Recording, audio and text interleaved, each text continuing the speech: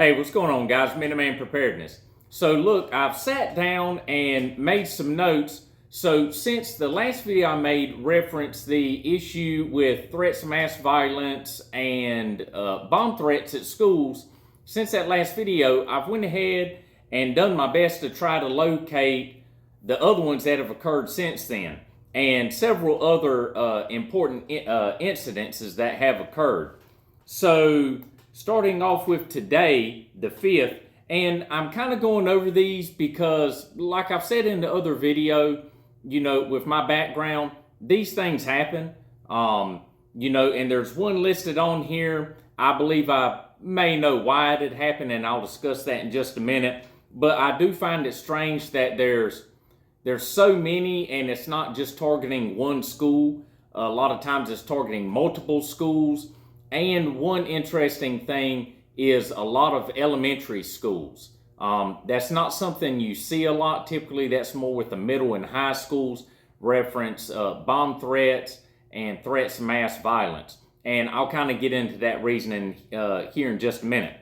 So today, it looks like I've been able to locate 3 today. So it looks like we have let's see, Savannah, Chatham County middle and high schools.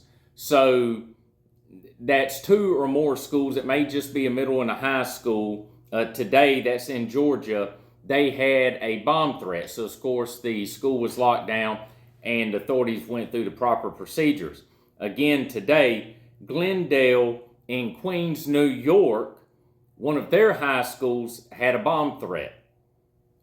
Also today, there were 3 elementary schools in Delaware County, I believe that's Georgia. They had bomb threats. So what's odd about bomb threats or cause of mass violence at elementary schools is, one, a lot of times some of those kids will have phones, but not as many. But a lot of times when you have bomb threats, activation of the fire drill or calls for mass violence, anonymous calls, a message left, a phone call, whatever it may be. A lot of times that is because either A, there's a student that's angry that they were suspended or kicked out of school and they're just trying to cause some havoc. There's a big test going on that day, and someone doesn't want to be there because of the test or whatever, and so they'll call it in to try to delay it or get that testing or whatever event at school, get it postponed. But the elementary level, it's not something that I really ever saw. Part of my job, I was in K-9, and I was what they call an EDD, an explosives detection dog handler. So that was my job, was going out and doing pre-searches for large events and venues, going out to the schools and other county buildings and just running, searches around the buildings, and whenever they had a call of an explosive or firearm possibly being in a school, if they had a bomb threat, the school or any county building or public building that we were called to, I was one of the ones that went in and actually did the search with my K-9 to see if we were able to locate any explosives or explosive material or items related to explosives, along with firearms. But that's not something I really ever did at the elementary school. It's typically always middle and high school. So that's why I find this kind of interesting that there's been such a plethora of these calls at elementary schools. So then we moved down to the 3rd. This wasn't a school, but this was Savannah Hilton Head Airport. I forgot to double check the state, but Savannah, that's in Georgia. So I'm assuming that may have been Georgia. Then May 2nd, Tarrant County, Texas Elementary School, bomb threat. Let's see, a cyber attack occurred at a public school system in Oklahoma, and apparently it stated on the web story that this cyber attack halted all state testing and other functions. So that one right there, that was the one that I kind of saw when I saw it said it stated halt testing. I was kind of like, okay, maybe that was a student or somebody just messing around or someone who didn't, I don't know, it's speculation, but I'm just saying. Let's see, Kalamazoo, Michigan, on the first school closed due to threats of mass violence. The threat was undisclosed. May 1st, Bastrap, Louisiana high school bomb threat. May 1st, Lincoln County High in Kentucky locked down for unknown reason. April 29th, LaSalle County, Illinois, school went on lockdown. Let's see, Griefly Middle School, looks like in Colorado, they had a call of an active shooter, and when that was investigated, nothing was located. And then also on May 1st, there was a Sunrise Presbyterian Church in Sullivan's Island, South Carolina. 36-year-old individual was in the vehicle with his mother, pulled a knife on his mother, threatened to cut her face up.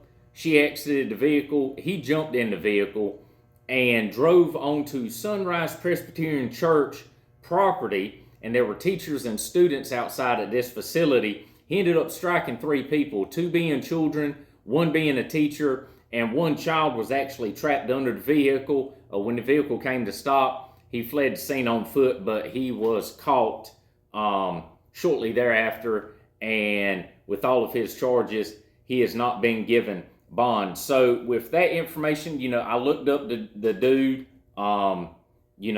He looks like an awesome, great fella. Very, very kindly looking gentleman. But I just wanted to throw that in there, because we're kind of going on the guise of a lot of this information, maybe some type of probing operation or something nefarious, reference possible terrorism. Excuse me. This here just looks like a wild, heartless individual. I'll keep it friendly because I can tell you how I'd really feel about him and really what I'd do to him.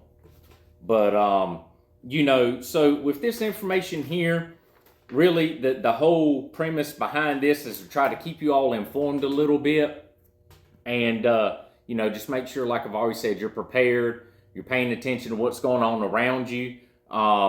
There also, in between that last video and today, there have been, of course, there's shootings, here and there, but there have been, there was a shooting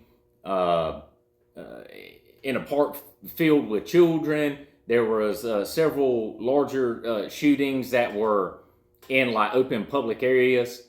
I believe one was a mall. So those are, acts of violence going on. And this incident occurred around 5 months ago, and I hadn't heard anything about it.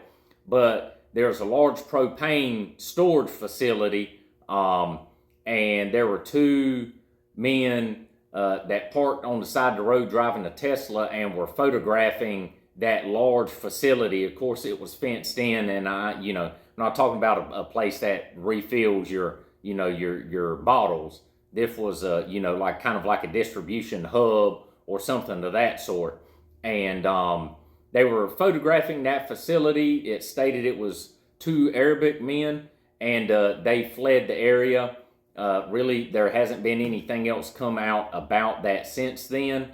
But just keep your eyes open, stay prepared. If you're not prepared, get yourself prepared. Start today. Don't do it tomorrow. Go ahead and get things in motion today. And, I've got a couple videos I want to get out this week. Not dealing with this, but, actual kind of gear type stuff. So I'm going to work on getting those out this week. But with that, you all stay safe. Have a great day. And Minute Man out.